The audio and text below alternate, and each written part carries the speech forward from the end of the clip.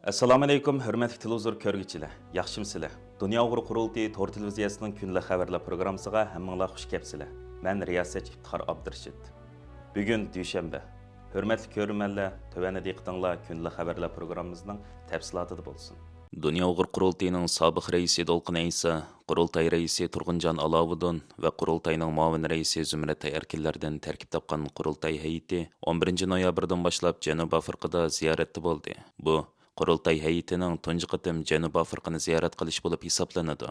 Qurultay heyeti bir haftalik Janubiy Afrika ziyorati jarayonida hukumat va parlament a'zolari, kishilik huquq va ommaviy tashkilotlarning mas'ullari, musulmon tashkilotlarining mas'ullari va axborot sohasidagilar bilan keng doirada uchrashish va maxsus suhbatlar ilib berib, Uyg'ur masalasiga ancha tanishliq bo'lmagan Janubiy Afrikadagi har qaysi sohalarga Uyg'urlarning o'tmishi va buguni shundaqla kommunist Xitoy hokimiyatining Sharq Turkistonda Uyg'urlarni asos qilgan Turkiya xalqlari yurgizayotgan irqiy qirg'inchiligi va insoniyat qarshi jinoyatlar haqida atrofli ma'lumot va tushuncha berish fursatiga erishdi. Qurultay heyeti bilan uchrashib suhbat ilib borgan ba'zi parlament a'zolari 15 noyabr kuni Janubiy Afrika parlamentida Uyg'urlar navbatda duchor bo'layotgan irqiy qirg'inchilik masalasini o'ttirib qo'ygan. Buning bilan parlamentda Uyg'ur masalasi haqida bas munozara ilib berilgan. Qurultay heyetining bu qitimqi ziyorati Janubiy Afrika matbuotlarining kuchlik diqqatini qo'zg'agan bo'lib, ba'zi nopuzliq matbuot va televizorlarda Qurultay heyetining Janubiy Afrika ziyorati va Uyg'urlarning navbatdagi vaziyati haqida maxsus xabar programmalari tarqatilgan. Bu munosabat bilan Janubiy Afrikadan Erkin Osiyo radiosining ziyoratini qabul qilgan Dolqin Aysa apandim va Zumrat Erkin Qurultay heyetining bu qitimqi Janubiy Afrika ziyorati haqida tafsiliy ma'lumot berib, tovandagilarni bayon qilgan. Londondagi Uyg'ur sotining Uyg'ur irqiy qirg'inchilik qarori chiqqandan keyin bu qarorini bo'yicha davlatlarni, hukumatlarni, parlamentlarni Uyg'ur irqiy qirg'inchiligini qabul qilish va xalqaroning amaliy harakat o'tishini qo'lga keltirish uchun dunyo qurultiyi bir qator yer sharining janubidagi davlatlarga bo'lgan lobby faoliyatlarimizni kuchlantirishni o'zimizning muhim bir faoliyat programmalarini planga kirgizgan. Şu münasebet bilan biz endi Xitoy yillardan buyon bu Latin Amerikadagi va Afrika davlatlarida o'zining iqtisodiy diplomatiya kuchidan foydalanib, bu davlatlarni aldab kelgan va Uyg'ur irqiy qirg'inchilik masalasida bu davlatlar tarafsiz turgan, hatto ko'p bir qismi Xitoyni qo'llagan.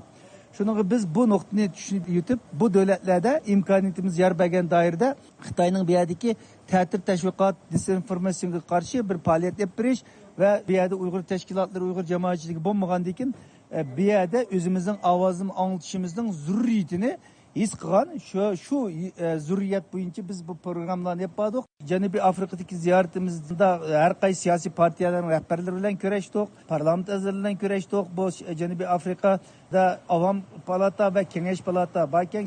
Biz kelgan yeri bir haftadan yeri Cape Town merkezida parlament a'zolari bilan, senat a'zolari bilan ko'rishdik. O'xshamagan partiyalarning, masalan, Democratic Alliance deymiz, Freedom Front Plus, ondan sonra yana Al-Jamaa degan musulmon partiyasi va o'xshamagan partiyalar bilan ko'rishib, mush Uyg'ur masalasining qanchalik muhimligini, bo'libmi Janubiy Afrikaning o'zining tarixidagi apartheid vaqtidami bir millat birlashib, mushtaq rejimlarni tushirayotganligi va xalqaroning yordami bilan tushirayotganligini esga soldik va shuning o'xshash hozirgi dunyoda mush Uyg'urlardek irqiy qirg'inchilik uchrayotgan millat bo'lg'ashqa bizning shu xalqaroning qo'llashiga ehtiyojimiz bor degan mesaj bilan borgan. Nihoyatda muhim, nihoyatda yaxshi yig'inlarni o'tkazdik. Bir qancha ministerlar bilan ko'rishdik. Masalan, Dr. Peter Grunewald degan Freedom Front Plus partiyaning bir minister, undan sonra yana biz shu kengash palatasining muavin raisi bilan ko'rishgan bo'ldik. Hammasi nihoyatda yaxshi Uyg'ur masalasini tushundi va bularni bizning qo'limizdan kelgancha biz Uyg'urlarni qo'llaymiz dedi. Andan keyin bu yer ziyoratimiz jarayonida yana Janubiy Afrikaning tashqi ishlar ministerligining kishilik huquqi mas'ul amaldorlari bilan ko'rish yapdik. Andan keyin bu yerdagi bir qism matbuotlar bilan Islom radiosi degan o'xshaydigan radio stansiyasining ziyoratlarini qabul qilib, bular bilan suhbatlar olib berib, Janubiy Afrikadagi har qaysi siyosiy partiyalarning, diniy o'rinlarning va hukumatlarning bu Uyg'ur irqiy qirg'inchiligini to'xtatishdagi mas'uliyatlarini nima uchun buningga ko'ngil berish kerak zurriyati haqida suhbatlar olib bordik. Janubiy Afrika parlamentida Uyg'urlar masalasida bir muzokara bo'ldi. Buning ichida nurg'unlagan partiyalarning, o'xshamagan partiyalarning a'zolari Uyg'ur masalasini tushuntirish ko'tarishdi va bu irqiy qirg'inchilikni to'xtatish uchun Janubiy Afrikaning hukumatining bir mas'uliyatining borlig'ini bildirdi. Bu nihoyatda bir cho'ng futush deyman deb o'ylayman. Chunki biz endi tunji qatim bu yerga kelib Uyg'ur masalasini olib o'tishimiz, bundan sirt Xitoyning besimi bu yerdan jiq va muhim bo'lg'achqa mushu parlament a'zolarining mushundaq Uyg'ur masalasini tamtirmay o'tirib qo'ya olishimi bir jasoratli ketadi. Shunga bu bir muhim ish bo'ldi deb o'ylayman. Uyghur Kişilik Hukuk Quruluşu bayanat e'lon qilib, Dünya Uyghur Qurultayı bilan Uyghur Kişilik Hukuk Quruluşu tarafidan Xitoyning Uyg'urlar qaratgan irqiy qirg'inchiligi va insoniyat qarshi jinoyatlar haqida Argentina Jinoiy ishlar Oliy sud mahkamasiga sunilgan arizning qabul bo'lganligini bildirgan. Dünya Uyghur Qurultayı bilan Uyghur Kişilik Hukuk Quruluşu tarafidan Xitoyning Uyg'urlar qaratgan irqiy qirg'inchiligi va insoniyat qarshi jinoyatlar haqida Argentina Jinoiy ishlar Oliy sud mahkamasiga sunilgan arizning qabul bo'lganligini bildirdi. Bayonotda tushuntirilishicha, Dünya Uyghur Qurultayı va Uyg'ur Kişilik Hukuk Quruluşu Uyg'ur haqlarini qo'g'dug'ichi advokatlar tashkiloti bilan bu yil 6 noyabr Argentina Federatsiya Jinoiy ishlar Oliy sudiga norozilik ariz sunib, Xitoyning Uyg'urlar qaratgan insoniyat qarshi jinoyatlar ustidan bevosita sud etishini talab qilgan. Bu ariz Buenos Aires arziyat sud mahkamasi Argentina Federatsiya Jinoiy ishlar Oliy sudining Uyg'urlarning irqiy qirg'inchilik va insoniyat qarshi jinoyatga uchrash masalasi bo'yicha da'vo etish haqidagi buyrug'ini ijro qilmagandan keyin qayta hukm chiqarishni talab qilish zaruriyati tug'ilganligi uchun sunilgan ekan. Bayonotda deyilishicha, Argentina Federatsiya Jinoiy ishlar Oliy sud mahkamasi uning ostidagi sudlarga yo'l yo'riq berish huquqiga ega bo'lish bilan birga Deloni o'z oldiga tekshirish huquqiga ega ekan.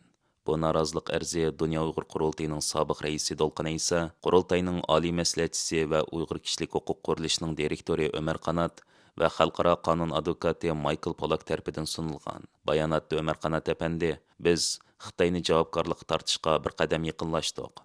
Sotning bu irqiy qirg'inchilikda ziyonkashlik uchirg'ichlardan bevosita isbot anglishi nihoyat muhim deb bildirgan. Bayonotda tushuntirilishicha, 2022 yil 8 oyning 17 kuni Angliya xalqaro qonun advokati Michael Polak qatorliqlar Dünya Uyghur Qurultayı va Uyg'ur Kişilik Hukuk Qurilishiga vakolatan Argentina Jinoiy ishlar sudiga Xitoyning irqiy qirg'inchilik jinoyati ustidan ariz sungan. Holbuki Buenos Aires arziyat sud mahkamasi 2023 yil 12 oyda taftish amaldorining bu delo ustidan sud ochmaslik, arizni arxivda saqlash fikrini o'rinliq deb hukm chiqargan. Buning bilan Dünya Uyghur Qurultayı, Uyg'ur Kişilik Hukuk Qurilishi va Uyg'ur haqlarini qo'g'dug'ichi advokatlar tashkiloti sudning bu qaroriga norozilik bildirib, Argentina Federatsiya Jinoiy ishlar Oliy sudiga qayta norozilik ariz sungan. Natijada Argentina Federatsiya Jinoiy ishlar Oliy sudi 2024 yil 11 iyul kuni qaror chiqarib, Buenos Aires arziyat sud mahkamasining Uyg'ur irqiy qirg'inchiligi delosi ustidan sud ochmaslik qarorini og'dirib tashlagan. Shundaqla taftish doiralarining darhol tekshirish boshlashini buyurgan edi. Mazkur jinoiy ishlar da'vosidagi da'vogar Dolqin Aysa noyabrning 5-da Ömer Qanat va advokat Michael Polak bilan Buenos Airesga berib, bu deloni ilgari surishga harakat qilgan. Ular sudga sunilgan ariznomada Xitoy rahbarlarining Uyg'urlar va boshqa Turkiya xalqlariga irqiy qirg'inchilik va insoniyat qarshi jinoyatdan iborat xalqaro jinoyatlarning javobgar ekanligi ham ularning sudga tortilishi talab qilingan.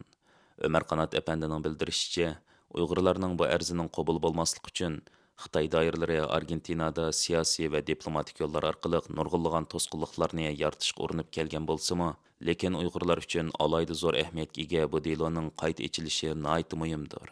Chunki bu Argentinadagi bu xalqaro sudda Xitoyni uning irqiy qirg'inchiligi va insoniyat qarshi jinoyatlar ustidan sudlashga yana bir qadam yaqinlashganlikdan derak berdi ekan.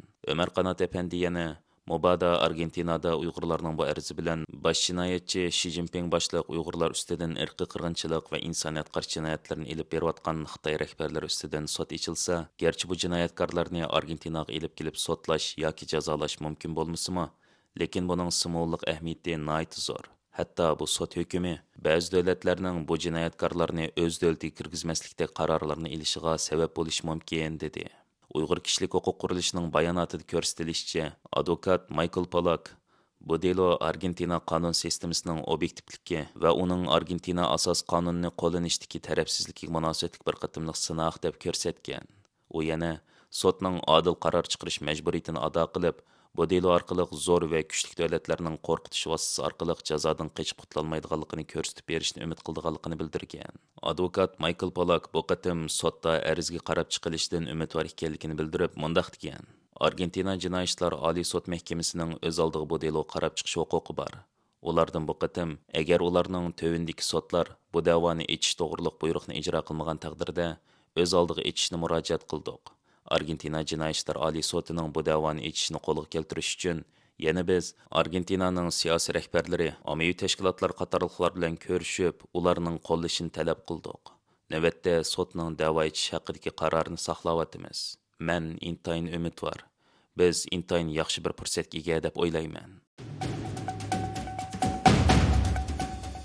Dünya Uyghur Qurultayı vaqfi, Aysa Yusuf Altekin vaqfi, Türk Dünyası Tədqiqat vaqfi, Qazaq Ta'lim Tərbiyə və Tədqiqat Cəmiyyəti qatarlıq təşkilatlarının birlikdə uyuşturuşı bilan 16 noyabr günü İstanbuldakı Türk Tədqiqat İnstitutida işğal qilinishinin 75-ci ilda Şərq Türkistan Cumhuriyetləri və onun asaslı qurğuchilari Büyük Köçüş degan temada ilmiy muhokama yig'ini o'tkazildi. Professor Doktor Mualla Uydu Yücelning riyosatchiligida o'tkazilgan muhokama yig'inida Mimar Sinan Universitetining professori Doktor Abdulvahab Qara, İstanbul Üniversitesi'nin profesörü Doktor Ömer Qul, Nevşehir Hacı Bektaş Üniversitesi'nin dosenti Doktor Tekin Tuncer, tədqiqatçılardan Abdullah Oğuz, Harun Mesud Aqgün qatarlıq yuqori dərəcəlik akademiklər və tarix tədqiqatçıları 1933 yılı 12 noyabr Qashqarda qurilgan Sharq Turkiston Islom Cumhuriyeti, 1944 yılı 12 noyabr G'uljida qurilgan Sharq Turkiston Cumhuriyetining barliq kelish sababi va jarayoni, bu ikki jumhuriyatning qurilishiga boshlamchilik qilgan rahbarlar,